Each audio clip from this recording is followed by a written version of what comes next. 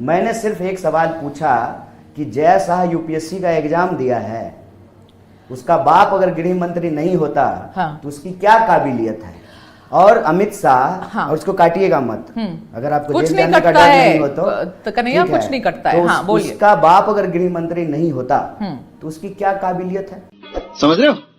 इस हफ्ते तेजस्वी यादव ने खुद को एक तरीके से सीएम चेहरा माना। वो मुसहर के सुनिए मेरी बात, मुझे लगा कि आप थोड़ा पलायन पे बात करेंगे, अरे थोड़ा करें, नौकरी पे बात करेंगे। भाई साहब सब पे बात करेंगे क्या कन्हैया? आप वही कर रहे हैं जो प्रेस कॉन्फ्रेंस में अच्छा कन्हैया, सुनिए जो सवाल जनता ने, हमारी यात्रा चल रही है, मेरी बात सुनिए, हमारी यात्रा चल रही है। मैं आपसे बात करने के लिए आया हूं कि आप हमारी यात्रा पे बात करेंगे, आप बिहार की समस्या पे बात बिहार की चीजों पे बात करेंगे, मुद्दों पे बात करेंगे। तो कन्हैया बच क्यों रहे हैं ये सवाल से? कौन होंगे, प्रधानमंत्री कौन होंगे, एमएलए कौन होगा, एमपी कौन होगा, ये तो चुनाव से तय हो जाएगा। ये बड़ी अच्छी बात कही आप। इसमें तो कोई दो राय है नहीं। तो कन्हैया मुझे एक बात बताइए, सचिन पायलट जी से मेरा सवाल सुन लो। सचिन पायलट जी से आज प्रेस कॉन्फ्रेंस में पूछा गया कि सीएम का चेहरा कौन, तो उन्होंने बड़े क्लियरली बोल दिया कि भाई जब आएगा हमें बहुमत तब डिसाइड होगा। हम भी क्या पर आरजेडी तो आप पे हमलावर है। अभी उन्होंने बयान जारी किया है कि गठबंधन का चेहरा तेजस्वी यादव और कोई नहीं, इसमें किसी को कंफ्यूजन नहीं होना चाहिए। वो ये भी कह रहे हैं कि कोई क्या कह रहा है उससे कोई फर्क नहीं पड़ता। इतना समय बर्बाद कर रहे हैं अपना, हमारा और अपने दर्शकों का। गजब बेइज्जती है। कैसे समय बर्बाद हो रहा है? जनता को पता चलना चाहिए सीएम का चेहरा कौन है। बात कीजिए ना। हम एक मुद्दा लेकर के यात्रा करें। हाँ ठीक है, आप बता दीजिए, आप इतनी वरिष्ठ पत्रकार हैं, बिहार में बेकारी दर क्या है? देखिए अब आप क्या, जब मैं सवाल कर रही हूँ, सुनिए ना, बेकारी पे बात कीजिए, गरीबी पे बात क्यों नहीं जवाब दे रहे हो? किस पे? ये सीएम का चेहरा कौन है? हमारा सवाल जो है वो सवाल पूछिए, हम उसका जवाब देंगे। सीएम कौन होगा, पीएम कौन होगा, ये तो देश की जनता तय करती है। बात तो सही है। आप अपने आप को सीएम का चेहरा मानते हैं? बिल्कुल नहीं मानते। नहीं मानते हैं। तो फिर यहाँ पर आकर इतना जो मेहनत आप कर रहे हैं, आपको चाहते हैं कि बिहार के आम लोगों की जो समस्याएं हैं वो उनके अंदर ये विश्वास पैदा हो, वो हमको सुना सकें। और हमारी कोशिश भर इतनी है कि उनकी जो समस्याएं हैं, उनकी जो बातें हैं, हक की जो उनकी मांग है, वो हम सरकार तक पहुंचाएं। तो कन्हैया, जब आपकी जो रैली हो रही थी बेगूसराय में, वो रैली में आपके समर्थक लोगों ने तो ये नारे लगाए कि कन्हैया हमारा सीएम कैसा हो, कन्हैया जैसा हो, एक्सेट्रा एक्सेट्रा। ऐसा कोई नारा नहीं लगाया गया और इस नारे का कोई मतलब नहीं है, क्योंकि ये यात्रा सीएम बनाने की यात्रा नहीं है। ये यात्रा लोगों को नौकरी दिलाने की यात्रा है। मैं बार बार बोल रहा हूं, मुझे लगता है कि 10 मिनट में कम से कम 20 बार मैं बोल चुका हूं कि ये यात्रा जो है पलायन रोकने के लिए है, ये यात्रा नौकरी देने के लिए है। लेकिन पता नहीं आपकी सुई क्यों सीएम पे अटकी हुई। जी, कौन है ये लोग, कहां से आते हैं? कांग्रेस के हिसाब से बिहार का रोड मैप क्या है कन्हैया, पहले वो जवाब दीजिए। और दूसरा मुझे बताइए कि कब तक ये बैसाखी के सहारे कांग्रेस यहाँ चलना चाहती है बिहार में? क्या कांग्रेस अपने दम पे खड़े होने की कोई भी कवायद करेगी यहाँ? तेरा तो गेम बजाना पड़ेगा। एक तो इस सवाल का जवाब हम आपको 2 हिस्से में देंगे। दीजिए। उससे पहले मेरा एक निवेदन है। हाँ बोलिए। देखिए, सब धन 22 पसेरी नहीं होता है। सब पत्रकार, सब धन 22 पसेरी नहीं होता है। बिहार में कहावत है। सब पत्रकार अलग होते हैं, सब गेस्ट अलग अलग होते हैं।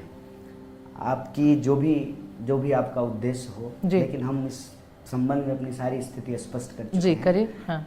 आज इस वक्त हमारी प्राथमिकता यही है कि बिहार के आम लोगों की जो आवाज है, जो उनके दुख दर्द है, उसको सुना जाए। यही नहीं, अभी और सुनिए। उसमें से जो प्रभावित वर्ग के लोग हैं, अगर वो लड़ना चाहते हैं, कांग्रेस पार्टी उनके लिए जनसंघर्ष का एक मंच तैयार करे। ठीक है। और उनके जो मुद्दे हैं उसको लेकर के हम सरकार को पहुंचाएं, इस उम्मीद के साथ कि सरकार उस पर कोई कार्रवाई करेगी। ठीक है। जब तक सरकार उस पर कोई कार्रवाई नहीं करेगी, हम सुनते रहेंगे और उनको सुनाते रहेंगे।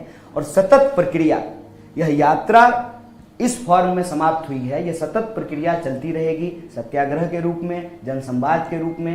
बिहार के लोगों को सुनना और सरकार को सुनाना हम जारी रखेंगे। पहला हिस्सा। दूसरा हिस्सा, और अभी तो रुको, क्लाइमैक्स अभी बाकी है। आपने जो कहा रोड मैप, एक तो जनसंघर्ष हमारा रोड मैप है। दूसरा रोड मैप ये है कि बिहार के अंदर हम अलायंस में चुनाव लड़े, सरकार किसी की बने, अलग अलग पॉलिटिकल पार्टी हैं बिहार में। हमारी पहली कोशिश ये है कि बिहार का जो सबसे बड़ा सवाल है, चुनावी चर्चा उसको केंद्र में रखे, इधर उधर की बात की बजाय जो सबसे मुश्किल परिस्थिति बिहार के लोग झेल रहे हैं उन परिस्थितियों पर चर्चा हो। सही पकड़े हैं। राहुल जी कहते हैं सभी जाति के गरीब लोग, दलित, आदिवासी, पिछड़े, अति पिछड़े, किसान, मजदूर, महिलाएं और छोटे जो व्यापारी हैं, जो छोटे उद्योगपति हैं, इनको बचा करके इनके साथ जो अन्याय हो रहा है, इस अन्याय को रोक करके ही भारत दुनिया का अग्रणी देश बन सकता है। 7 करोड़। बिल्कुल आप पिछड़ों पर फोकस नहीं कर रहे कन्हैया। मैं तीनों बात सुन ली। ठीक है, बोलिए। इकोनॉमिक पॉलिसी के हिसाब से हम चाहते हैं कि इस देश में जो प्रोडक्शन करने वाले लोग हैं, उन प्रोडक्शन करने वाले लोगों को बचाया जाए। जो वेलफेयर स्टेट है, जहां पर आपको पीएसयूज को बचाना है, लोगों के लिए वेलफेयर स्कीम लेकर के आना है, इसीलिए कांग्रेस पार्टी न्याय की योजनाएं लेकर के आई। क्या बात है सर, क्या बात है सर, क्या बात, ये बात है। मोची जूता सिलता है, ये उसका धंधा है, धर्म नहीं है। माली माला बनाता है, यह उसका धंधा है, धर्म नहीं है। ब्राह्मण पूजा कराता है, बोलिए धर्म है कि धंधा? आप बोल। बताइए कौन जातिवाद? हम जातिवाद किए हैं। आज जातिवाद शुरू हुआ है। कांग्रेस पार्टी ने जातिवाद खत्म किया जब वोट बराबर किया। महिला का, पुरुष का, ब्राह्मण का, दलित का, ये जातिवाद खत्म करना होता है। राजे राजवारों का राज खत्म करना होता है। समझ रहे हो कि राजा का भी वोट एक और गरीब का भी। तो अगर आप लोगों की आवाज बन रहे हैं ना कन्हैया, तो हर बार हर जगह हार क्यों जाते हैं? कहाँ हार जाते? हाँ, हर स्टेट में हार जाते हैं आप लोग। कितने साल हारे? अभी महाराष्ट्र में भी हार गए। चलिए हार जीत, बताइए। चलिए हार, हरियाणा में हार गए। अरे दिल्ली में तो आप थे भी नहीं ना। बताइए, आप कह रहे हैं लोगों की आवाज है। आप देश को आजाद हुए कितना साल हुआ? तो कन्हैया, अरे देश का सवाल आप क्या पूछना चाहते हैं आप? अभी जो राहुल गांधी के नीचे नेतृत्व में प्रॉब्लम है। साल हुआ? नेतृत्व में प्रॉब्लम है। आजाद हुए कितना साल हुआ? कन्हैया, नेतृत्व में प्रॉब्लम है। देश को आजाद हुए बताइए ना, आप बताइए कितना साल हुआ? उससे आप हम क्या बताना चाह रहे हैं? मुझे बड़ा मेरे हारने की चिंता है तो मैं आंकड़ा दे देता हूँ कि हम ज्यादा हारे हैं कि जीते हैं। यही नहीं, अभी और सुनिए। अच्छा, आप पूरी कंपैरिजन करेंगे। कांग्रेस पार्टी अपने हम तो आज के दौर में जी रहे हैं ना। अरे हम भी तो आपको आज के दौर में ला रहे हैं। 400 से ज्यादा सीट जीती है आज तक दूसरी पार्टी। एक समय था, वो समय फिर तो वापस कर गई। वो समय फिर वापस आएगा जब आप थोड़ा ईमानदारी से पत्रकारिता करके सच दिखाएंगे। भाई साहब, सच तो आप जो कह रहे हैं वही जाएगा ना। चलेंगी, आप थोड़ा मुद्दा बोलेंगी, आपका सैलरी ना कटे, समझ रहे हो? आपके घर पे ईडी ना आए, इस डर से बाहर आकर सुनिए, ईडी और वीडियो को दूर रखिए। ईडी कहाँ किसके घर जाएगी, है ना? आपके घर ईडी नहीं आया, मेरे घर पे ईडी क्यों आएगी कन्हैया? मतलब कहाँ से कहाँ वो बात लेके जा रही है? सच बोलेंगे, बड़ा अजीब सी बात कर रहे हैं। ये गलत बात है कन्हैया, ठीक है, ये गलत बात है। अच्छा ये बताइए, आप कुछ भी बोले हमारी पार्टी पे और नेता, आप भी तो बोल रहे हैं ना, आपको जो बना रहा है आप बोल रहे हैं। चलिए ये बताइए कि आप करें तो अच्छा, हम करें कन्हैया क्यों हिला डाला ना? इसका जवाब पर अभी आप बोलेंगे ऐसे, आपने जो सुना आप उसके बेसिस पे बोलेंगे अदानी आएंगे और अदानी सबके ऊपर कब्जा कर लेंगे, है ना? अदानी से आपकी रिश्तेदारी है, इतना क्यों दुखी हो रहे हैं? ये देखिए, फिर आप लोग दुखी वाली बात नहीं, ये बात नहीं बोलना फिर आप तक कन्हैया, ये गलत बात है, ये बिल्कुल गलत बात है। आप स्टेटमेंट बिना एविडेंस के दे रहे थे तो मैं आपसे सवाल कर रही हूँ। अब मैं सवाल पूछूंगी तो आप कहेंगे आपकी रिश्तेदारी है। ये this is a personal attack ना Kanhaiya, this is not right. No, but why you are being very so angry while because you are making blanket statements without any evidence. With evidence I am saying, who talk about evidence? We are giving evidence. हां, बोलो ना, क्या evidence है? Evidence कह रहे हैं कि Bharatmala project बन रहा है। भारतमाला प्रोजेक्ट में किसानों ने आकर के कहा कि हमको 4 लाख रुपया जो है पर कट्ठा मुआवजा मिला है, मार्केट रेट 20 लाख रुपया है। तो आप जहां जमीन एक्वायर कर रहे हैं, उस जमीन का जो है मुआवजा आप किसान को नहीं दे रहे हैं। यही नहीं, अभी और सुनिए।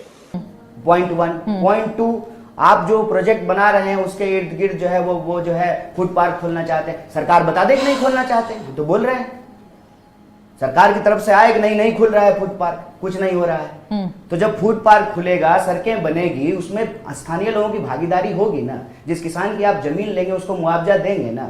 जबकि राजनीतिक तौर पे देखिए कि राज्य कितना महत्वपूर्ण है। केंद्र की सरकार ही बिहार की बदौलत चल रही है। आज अगर नीतीश जी फैसला ले लें तो कल जो है मोदी जी प्रधानमंत्री नहीं रहेंगे। गजब बेइज्जती है। बिहार इतना राजनीतिक रूप से महत्वपूर्ण राज्य है और इतना दखल रखता है। नहीं, वो तो इसलिए क्योंकि नंबर कम हुए ना भाई बीजेपी के। आप बिहार इतना महत्वपूर्ण है, इससे सरकार गिर जाएगी सेंटर की, ये तो गलत आप एनालॉजी लगा रहे हैं, ये तो गलत एक्सप्लेन कर रहे हैं। ले लेंगे नीतीश जी तो सरकार हाँ, तो आज की सिचुएशन में गणित ऐसी है कि नीतीश जी वापस ले लेंगे, तो उसमें बिहार इतना महत्वपूर्ण है। आप यही सिचुएशन है। नहीं, पिछले 2 इलेक्शंस में तो नहीं थी ना भाई साहब। 2014 के इलेक्शन, 2019 के इलेक्शन में तो ये हालत नहीं थी, बीजेपी को अपना ही बहुमत था, तो नीतीश कुमार जी पे थोड़ी वेट कर रहे थे। अपना बहुमत बिना नीतीश जी का आ गया है। ये बड़ी अच्छी बात कही आप।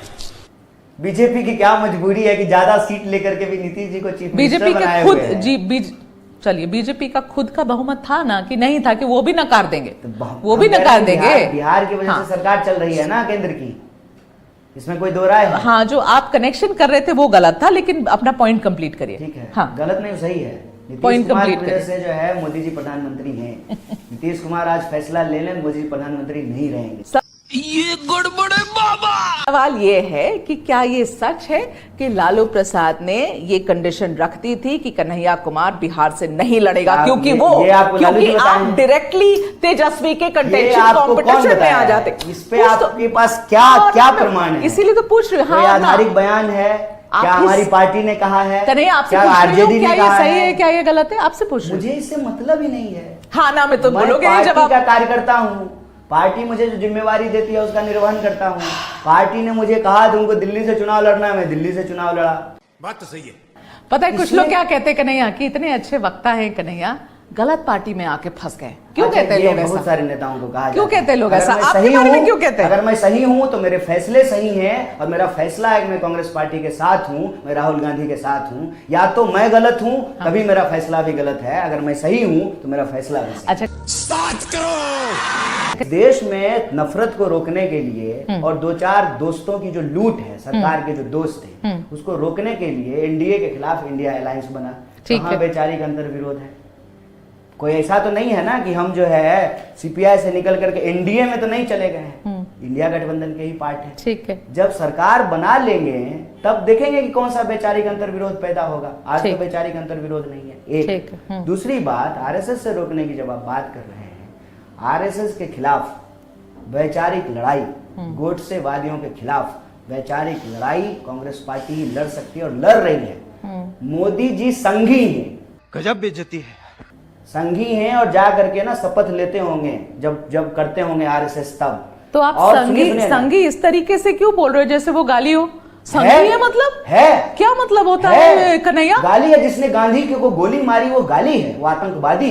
मतलब आरएसएस के जो मेंबर्स हैं उनको आप गाली दे रहे हो? आतंकवादी है, आतंकवादी है। और आप ये स्टेटमेंट आपकी जिम्मेदारी स्टेटमेंट है? गांधी को गोली मारना सही है? मतलब आप एक मिनट, ना ये प्रवक्ता वाली बात है। आप कह रहे हैं गांधी को गोली मारना सही है? आरएसएस का हर मेंबर को गांधी को गोली मारना सही है? हाँ, गांधी को गोली मारना सही है?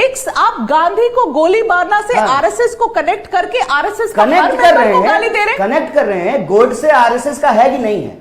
आज आप मोहन भागवत और हर किसी को गाली दे रहे हैं। गाली नहीं देना, सवाल पूछ रहे हैं। गाली देना हमारा संस्कार नहीं है। यही नहीं, अभी और सुनिए। गाली देना हमारा संस्कार नहीं है। मैंने जब आपसे गाली मारना, गाली देना और गोली मारना ये हमारे संस्कार नहीं है। हम गांधीवादी हैं। थैला और उमर आपके ग्रुप के पार्ट थे या नहीं थे? ग्रुप कहने का क्या मतलब है? हमारी यूनिवर्सिटी के मतलब स्टूडेंट हैं। नहीं ही मानेंगे कि हम आपके प्राउड साथ मेंबर हैं कि हम जेएनयू में पढ़े हैं। हाँ। हम साथ में पढ़े हैं, हम सब जो है फेलो स्टूडेंट हैं। हाँ, है ना फेलो स्टूडेंट, लेकिन हम अलग अलग पार्टी के मेंबर। ठीक है, तो ह्यूमन राइट्स की इतनी बात करते हो ना कन्हैया, तो ये लोग कहां अभी तक हमने एक भी ह्यूमन राइट्स का भी बात नहीं किया अभी तक। तो चलो ह्यूमन राइट्स की बातें नहीं करते कन्हैया। आपको आज ह्यूमन राइट्स पे बहस करना है हमसे? मेरी बात सुनिए, आज आपको हमसे ह्यूमन राइट्स पे बहस करना है? मेरा सवाल सुन लो ना, फिर जवाब देना। आप तो जो जवाब देना वही दे रहे हो। सवाल आप पूछ ही नहीं रहे हैं, आप तो प्रवक्ता की तरह बात कर रहे हैं। समझ रहे हो? क्या बात करते हो? और आरएसएस पे आपको इतना मिर्ची क्यों लग रहा है? गुस्सा आ गया है क्योंकि हमने आरएसएस का नाम ले लिया और आपका संबंध है उसके साथ, आप गुस्से में आ गए। सही बात है, मुझे नहीं पता मेरा आरएसएस संबंध है, आपको पता है कि एविडेंटली आप बस करें, स्वीकार कीजिए। क्या बात है, इसमें कोई शर्म की बात नहीं। आप हैं तो बोलिए। आप मुझे बना दीजिए मेंबर आरएसएस का। आप हैं, आप जिस तरह से रिएक्ट कर रही हैं। सुनिए बिल्कुल बिल्कुल सुनिए। कह रही है कि जो है गोडसे ने गांधी को गोली मारा। पिछले 10 साल से गोडसे ने गांधी को गोली मारा, आपको बुरा नहीं लगता? इस देश का नागरिक होने के नाते बुरा नहीं लगता? कर रही हूँ ना, शर्म से सर मेरा नीचे हो जाता है ये सोच करके कि खुद को एक हिंदू कहने वाला एक हिंदू को जो है गोली मारा। ये आपको बुरा नहीं लगता है? अब बोल। भाई साहब और आप बताइए, आप मेरी बात सुनिए। 25 से लेकर के 47 तक हिंदुओं को बचाने के लिए एक आंदोलन आरएसएस का हमको बता दीजिए। मतलब एक आपके आंदोलन। पार्टी से जो क्रिमिनल नेता सब होते हैं उसकी वजह से पूरी कांग्रेस गलत हो जाएगी, राइट? पूरी कांग्रेस एकदम आप गाली देने के लिए कांग्रेस को बोल जाएगी, समझ गए ना? तो आप ये गलत जगह डायरेक्शन में मत ले जाइए, गलत डायरेक्शन में मत ले जाइए। गोडसेवादी विचारधारा है, गोलवलकर विचार हैं, हेडगेवार विचार हैं। गोलवलकर ने कहा है कि हिंदुओं को अंग्रेजों के खिलाफ नहीं लड़ना चाहिए। कन्हैया, सवाल करूं या ना करूं आगे बढ़े? अब आप मुझे एक बात बताइए, एक बात आप एक्चुअली आरएसएस का प्रोपेगेंडा करने के लिए आए हैं। प्रोपेगेंडा करते हैं आरएसएस की? आप आरएसएस का प्रोपेगेंडा करने हैं, आपके पास कोई सवाल नहीं है। मैं सवाल भी नहीं पूछ रही थी, आप उठाकर लेकर चले आए। आप अदानी के नाम पे ऐसे गुस्सा हो जैसे आपका रिश्तेदार हो। भाई क्या साहब, दिक्कत है? अदानी के नाम पर मैं उतने ही सवाल पूछ रही हूँ जैसे बाकियों के ऊपर पूछ रही हूँ। ठीक है? अदानी से इतना क्योंकि गुस्सा नाम क्यों हो अदानी रहे का हैं? आपने लिया, लेंगे, मैंने नहीं लिया था। लेंगे। तो आपने नाम अदानी के लिया, तो ऊपर मैंने सवाल पूछा। आरोप है, तो आपने अदानी नाम के ऊपर लिया, आरोप है, आपने नाम सरकार ने लिया। अदानी का नाम सुनिए, पार्लियामेंट में लेने नहीं दिया, आपने जेपीसी नाम नहीं लिया, बनाई, कन्हैया, नाम जांच आपने नहीं लिया तो किया मैंने सवाल अदानी का। पूछा, आप नाम लोगे तो सरकार मैं क्यों सवाल अदानी को पूछूंगी बचा ना रही भाई है? साहब। और सरकार अब हम अदानी आगे को बचा बढ़ रही है, सकते आप भी हैं। अदानी को बचा रही हैं। क्यों हिला डाला ना?